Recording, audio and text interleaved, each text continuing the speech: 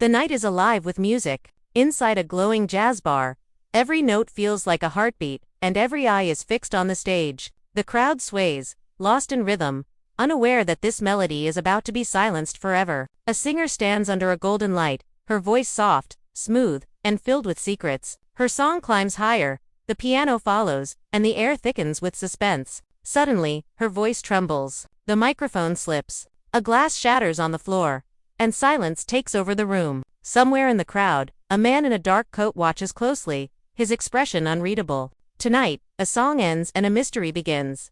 It was supposed to be a night of celebration. The Gin Joint, a famous jazz club in St. John's, was hosting a special performance, a charity night to honor the late owner's memory. The room sparkled under soft amber lights. Waiters moved swiftly between tables carrying glasses filled with laughter and gin. The singer, Lena Marlowe, had the kind of voice that made people forget their worries. Her every note floated through the smoky air like perfume. But even as she sang, something uneasy lingered beneath the beauty of the night, a tension no one could name.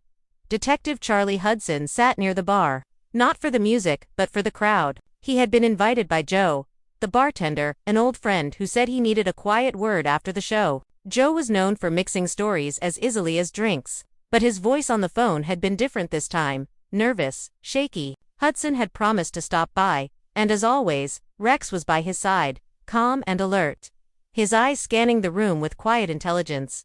The music swelled, Lena's voice reaching a trembling high note. Then, in one quick moment, she gasped. The microphone slipped from her hand and fell with a sharp thud. The pianist froze. Gasps filled the room as Lena collapsed to the stage. Her drink rolled across the floor, leaving a trail of spilled gin. Hudson was already moving before anyone else reacted. Rex barked once short, sharp, like a command. The audience stepped back, the lights dimmed slightly, and chaos rippled through the crowd.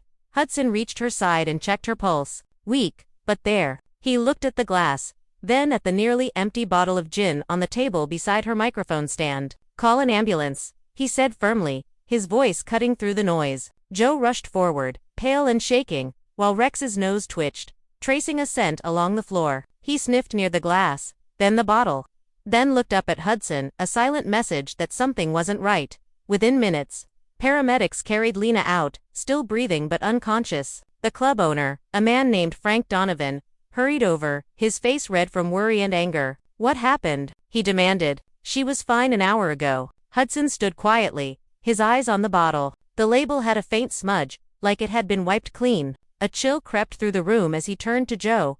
"You said you needed to talk." "About what?" Joe swallowed hard. "It's about the club," he whispered. "Someone's been messing with the shipments. The drinks." His voice shook as he glanced around the room. I didn't want to believe it, but he stopped. The police sirens echoed outside. Hudson's eyes narrowed. "You think someone poisoned her?" Joe didn't answer, but his silence was enough. Rex moved closer to the bar, sniffing along the shelves, his tail stiff. Hudson followed, spotting a second bottle of gin, same brand, same label, but the seal was cracked. He lifted it gently, sniffed, and frowned. A strange, bitter smell hung above the familiar scent of alcohol. It wasn't gin. It was something darker, chemical, hidden in plain sight. Hudson placed the bottle down carefully, his instincts already piecing together the fragments. Someone had turned a night of music into a message. Outside, the rain began to fall against the windows, soft at first, then heavier. The city lights blurred into streaks of gold and blue. Inside, the gin joint fell into a heavy silence. The music had stopped, but the story had just begun. Hudson glanced at Rex, who met his eyes with quiet understanding. Another case had found them, and it started with a poisoned song. The night outside the gin joint had turned colder, the kind of chill that seeps through glass and whispers across the floorboards. Inside, blue lights from the patrol cars painted the walls in slow, spinning shadows. The music posters on the walls, faces of smiling jazz legends, now stared down like silent witnesses. The scent of gin still hung in the air, sharp and sour, mixing with something faintly metallic that didn't belong there. Detective Hudson stood near the stage, his jacket damp from the rain. He watched as officers gathered statements, their pens scratching nervously against paper. The club had emptied, leaving behind the quiet hum of the neon sign and the low growl of the storm outside. Rex moved through the empty tables with purpose, his paws silent against the polished floor, nose low, tail steady. Every few seconds, he paused, sniffed, then moved again, a hunter following an invisible trail. Sarah, the tech specialist, arrived with her usual calm efficiency. Her hair was tied back, laptop bag slung over her shoulder. "What do we have?" she asked. Hudson handed her the bottle, sealed now inside an evidence bag. "Poisoned gin, or something close to it. Victims a local singer, Lena Marlowe, collapsed mid-performance. She's at St. John's General right now, critical but stable." Sarah frowned, examining the bottle through the plastic. "You think someone was targeting her?" Hudson's eyes moved to the corner of the room, where the stage lights flickered faintly. Maybe, or maybe she was just in the way. Rex stopped suddenly near the bar. He pawed at a small gap behind a crate of tonic water. Hudson crouched beside him, reaching into the narrow space. His fingers brushed against something cold, a tiny glass vial, its cap missing. He held it up to the light, the liquid inside cloudy and half full. Sarah raised an eyebrow. "That doesn't look like gin." Hudson placed it carefully into a second evidence bag. "No, but it looks like someone's experiment." As they continued their sweep, the story began to unfold in fragments. Joe, the bartender, said the bottle came from their latest shipment, an expensive brand, one they didn't usually stock. Frank, the club owner, insisted the order came from a new supplier, cheaper, faster, with no questions asked. Hudson didn't like that answer. Cheap and fast rarely mixed well with clean. "Pull the supplier records," he told Sarah, "and check Lena's background too. Any reason someone might want her gone?" Sarah nodded, fingers already flying across her keyboard. "On it. Also, you'll want to see this."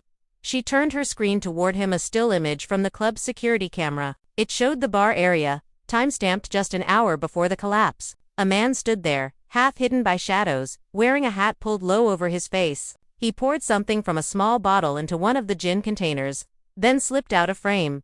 Hudson's expression hardened. "Can you enhance that?" Sarah zoomed in, adjusting contrast and light. The man's face stayed blurry, but his hands were visible, strong, scarred, with a small tattoo near the thumb, a coiled serpent. Hudson recognized it instantly. He'd seen it before, years ago, in a case involving smuggling and counterfeit liquor, the mark of the Viper Syndicate. The pieces began to align, quietly, dangerously. The gin joint's shipments, the cheap supplier, the tampered drinks, all threads leading back to the same shadowy network. Hudson exhaled slowly. So, the poison wasn't meant for Lena. It was meant as a warning. Rex barked once, low and sharp, as if agreeing. Hudson's phone buzzed. It was Sarah again, her voice quick and tense. "Charlie, I ran Lena's background. She's been getting threats, anonymous messages. Someone accusing her of singing for the wrong people." Hudson turned toward the stage, his mind racing. "What people?" "That's the thing," Sarah replied. "She used to perform at another club, one that got shut down for money laundering last year. Guess who owned it?" Hudson's jaw tightened. "The Viper Syndicate." Outside, thunder rolled across the sky. Hudson walked to the front window, watching the rain trace lines down the glass like cracks forming in the story. "They're back," he said quietly. "And this time, they're not hiding in the dark."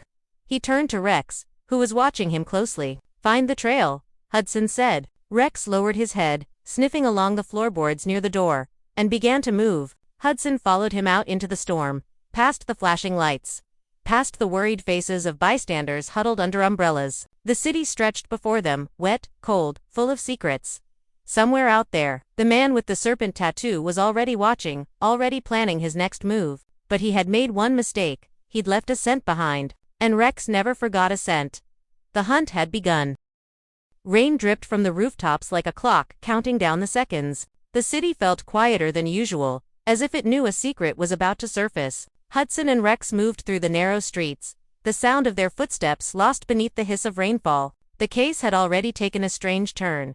But deep down, Hudson knew this wasn't about one poisoned glass. This was about a web, carefully spun, hidden beneath the hum of jazz and the glow of gin bottles.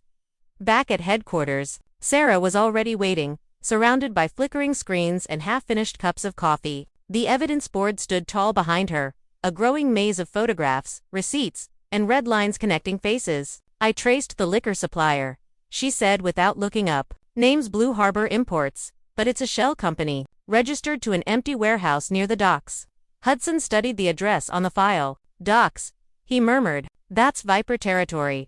Rex sat at his feet, ears alert. The dog's calm presence was a grounding force in the storm of confusion. Hudson looked down at him and smiled faintly. Guess we're taking a walk by the water tonight. They arrived at the warehouse long after midnight. The rain had eased, leaving behind puddles that reflected the moonlight like broken glass. The air smelled of salt and diesel, thick with the sea's restless breath. The building loomed ahead, silent and hollow, its metal siding streaked with rust. Hudson crouched near the door, running his hand over the lock. Fresh scratches, recently forced open. He signaled to Rex, who moved ahead, nose low, body tense. Inside, the warehouse was a cathedral of shadows, crates stacked high, beams creaking softly overhead. The only light came from the faint glow of a security bulb, swinging gently from a wire. Hudson's flashlight cut through the dark, catching glimpses of bottles, labels, and papers scattered across a work table. It wasn't a shipping site. It was a lab. He stepped closer. The table held open ledgers, filled with numbers and coded notes. Among them lay small vials like the one Rex had found at the gin joint. Some were empty, others still half full of cloudy liquid. A chemical smell filled the air, sharp, wrong. Hudson picked up one vial and held it against the light. Inside, something shimmered faintly, like oil on water. Rex sniffed the air, then growled softly, low and warning. Hudson froze, listening. A soft metallic click echoed from the shadows. He turned just in time to see movement, a man slipping behind a column. Hudson moved fast, gun raised, flashlight steady. Police, he called out. Step into the light. The man bolted. Rex lunged after him, claws skidding against the floor, a blur of motion and muscle. The chase thundered through the warehouse, crashing boxes, echoing steps, the sound of breath and fury. The man darted toward a side door, but Rex was faster. He leaped, tackling him down with controlled precision. Hudson was there a second later, handcuffs snapping into place. The man glared up, panting. His jacket was torn, and beneath the sleeve, the serpent tattoo gleamed dark against his skin. Looks like we found our supplier, Hudson said. The suspect stayed silent, eyes burning with defiance. Hudson leaned closer. Who are you working for? The man smirked. You already know the name. Back at HQ, Sarah analyzed the seized vials. Her face grew paler with every passing minute. This isn't just poison, she said. It's synthetic, complex, designed to mimic alcohol but with delayed toxicity. Whoever made this knows chemistry and money laundering. They're mixing fake gin with real shipments, using it to move chemicals across borders. Hudson's mind raced. So the poisoning at the club wasn't an accident. It was exposure. Someone wanted to test the batch. Sarah nodded. And Lena Marlowe was the unlucky test subject.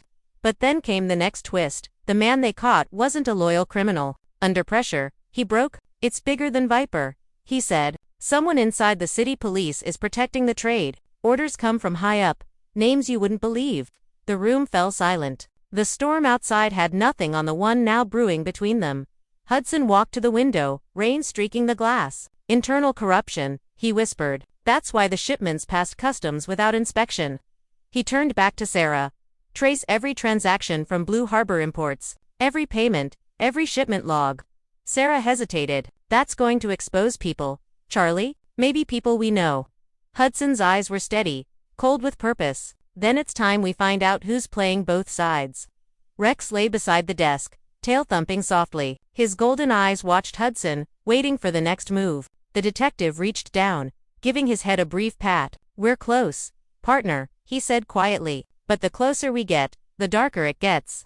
The city lights flickered outside as thunder rolled again. The clues, the poison, the tattoo, all leading to something deeper, more dangerous. Hudson could feel it now. The game wasn't about one singer or one poisoned bottle. It was about control, power, and silence. And someone was willing to kill to keep it. The night felt heavier than usual, as if the city itself was holding its breath. Hudson stood by the window of his office, the rain tapping softly against the glass. He'd been up for hours, replaying every clue in his head. The gin joint, the poisoned batch, the serpent tattoo, each piece connected, but the picture still felt incomplete. Then Sarah's voice broke through the quiet, low and tense. Charlie, I found something you need to see. On her screen was a bank record, multiple transfers from the same account, clean, deliberate, all marked under city maintenance funds. The money wasn't going to the docks. It was going to a private account under a name Hudson knew too well, Frank Donovan, the owner of the gin joint. Hudson's jaw tightened. He's been using the club as a front, Sarah said, eyes flicking between the numbers. He brought in the fake shipments himself. The poisoned gin wasn't meant to be an accident, It was meant to erase evidence before the investigation caught up.